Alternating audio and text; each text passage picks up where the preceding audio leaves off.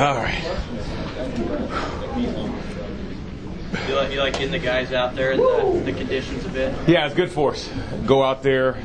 Saturday may be cold, may be snowing, who knows? So it's good to go out there, create some mental toughness. And the guys responded. Went out there, it was windy, some snowflakes, snow flurries, and the guys went out there and did a good job of executing. And so we're ready for any conditions that may happen on Saturday. I know Adrian, if he's able to play, brings some deeper passes into the play because of his arm strength. But you guys got a lot of mileage out of a handful of short throws against Indiana, the 2 to Wandale, 3 to Wandale, and then 1 to JD. How much work have you guys done on screen passes and short patterns that can create big plays without having to throw it a long ways? Yeah, really in this offense, we want to be able to stretch the defense, put stress on the defense with long throws as well as short throws. The screens, they got to cover the entire field. So with a JD and Wandale, you get the ball in their hands right at the line of scrimmage, they can make something happen. Also helps the line out, to get the ball out of the quarterback's hands. They don't have to protect every play for 3 or 4 seconds. So it changes it up. It makes the defense, keeps them on their heels as to what's going on. So it's definitely, our screen game is definitely a huge part of this offense. And then when they stop the screens and they're up on the line of scrimmage, now you can create those opportunities to go deep. So how nice of a job did Luke do on those 2 screens to Wandale? On who did? Luke McCaffrey. Oh, yeah, did a great job. As a quarterback, you've got to, on both of those, it was, we wanted to crack the linebacker because the linebacker had Wandale man, so the quarterback did a good job of just buying time, allowing that X receiver to come in and crack. Found a window, gave Wandale a nice throw, and then when Wandale gets the ball in his hands, he's pretty special. You obviously know Wandale can make plays, but have you been surprised with just his toughness, some of the hits he takes and keeps coming back? Yeah, he doesn't seem like a freshman, and he doesn't seem like a 5'9", 175-pound freshman. He plays tough with attitude. He's not afraid to run over a guy. He understands the game, the situations, when he needs that extra yard. Puts his head down, and so very pleased with his performance. And this weekend at Purdue, it's going to be another tough game. They got a tough defense. They fly around, play hard. So we're going to need more performances like that from him and other guys on the offense. How do you assess your red zone offense this year in total? We can be better. In this league, when you get down to the red zone inside the 20, you've got to score.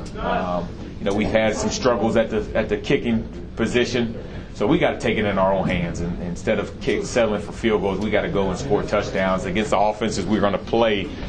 Touchdowns are going to win games, so we can't settle for field goals. How often do you work on it? Because I know obviously you guys don't necessarily even want to be in the red zone. You want kind of bigger plays. So how do you balance putting in bigger plays where you wouldn't need to be in the red zone and also focusing on the actual? Yeah, really Wednesdays we start our red zone preparation, and we work.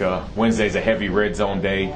We'll touch upon it Thursday and then Friday as well. So it's important because you're not always going to get explosive plays. So when we get inside the 20, we got to make sure we're sound. We got to make sure we know what we're doing so we can punch the ball in. It seems like you guys didn't go outside a ton even in August during fall camp and everything like that. Why was this the week to bring them outside and kind of test them a little bit? Yeah, Coach Frost emphasizes toughness and getting out, we're playing on a grass field, so the field may be sloppy. Rained a lot last week there at Purdue, so it may be a sloppy track. So we wanted to make sure that we got out this week and practiced on the grass, got used to the elements, got used to the conditions, so that if it is sloppy and rainy, snowy, whatever, that we have confidence that because we prepared and because we practiced on it, that we'll be ready to go.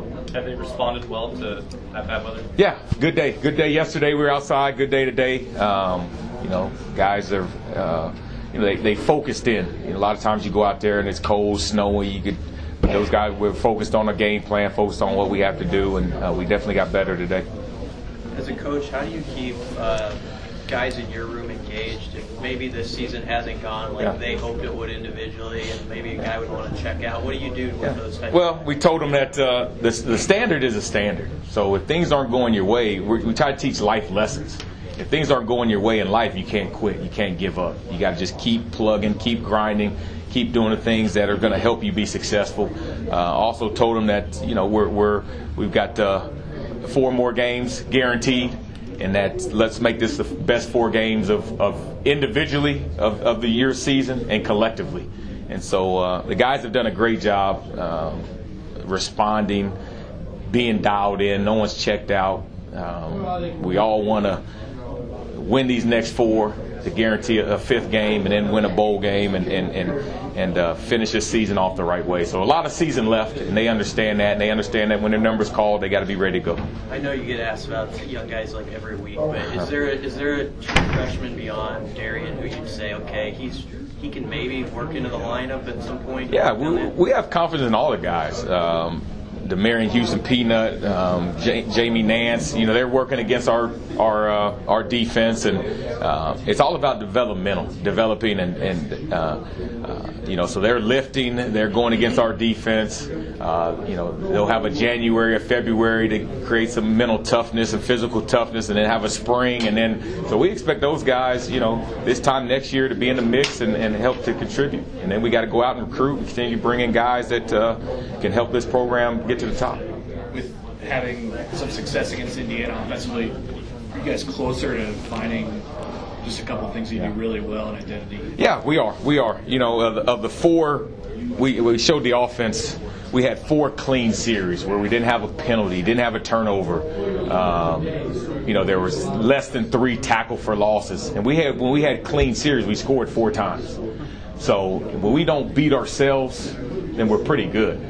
Now the goal is when we do have a penalty or a mistake, which is going to happen, we got to be able to overcome that. And if you get in a 1st and 15, we got to find a way to overcome that and score touchdowns. But when we're clean and we don't beat ourselves, we're a pretty good offense. So we got to continue just to master the fundamentals and not beat ourselves. Do you feel like, you know, when those penalties are committed, obviously it sets drives back. Do you feel like you should be able to recover from that better, or obviously? Yeah, you should. Eliminate the mistakes? Yeah, a good offense. You don't want to be in 1st and 15 or 2nd and long, but you got to be able to recover. You got to be able to make a play. You got to get back on track. And a lot of those penalties we have are self-inflicted, false start, illegal formation, things we can handle. But when we do have a setback, we got to be able to overcome it and find ways to score and to push the ball down the field. Touched on Purdue's defense a little bit, but I guess anything particular really jump out? You know, they're banged up in front. Yeah, they're banged up, but they play hard. They play hard. They play as a unit. You wouldn't tell that they were 2 and 6. I mean, those guys fly around. Up front, they're very active. They'll get in some 3-man fronts. They'll get into some 4-man fronts. They'll bring the house and play cover 1 behind it. So they mix it up, too. So you're never really sure what you're going to see on any given play. So we got to be dialed in. Offensive line has to be dialed into the different fronts they're going to present. But they play hard. They play hard, and we remember them from last year, and they got after us last year and got a lot of those guys back. So we're expecting a tough game, and we got to be mentally prepared to go in there and fight. Troy, if Adrian does come back Saturday, how valuable do you think these last 3 weeks will have been for him and his mental preparation being off the field? Yeah, it's huge. You know, Adrian's our leader. You know, he's our guy, and so to get him back, I think will give us a lift, and guys will be psyched that he's back, and you know, and he's ready to go. I mean, he even when he was out, he was engaged, he was focused, he was around the team, and so you know, I think he's chomping at the bit to get back and prove what type of quarterback he really is. So we're glad if he's able to go. We're glad to have him back. Good. All right. All right, guys. Appreciate it. Thanks, Coach. Yeah.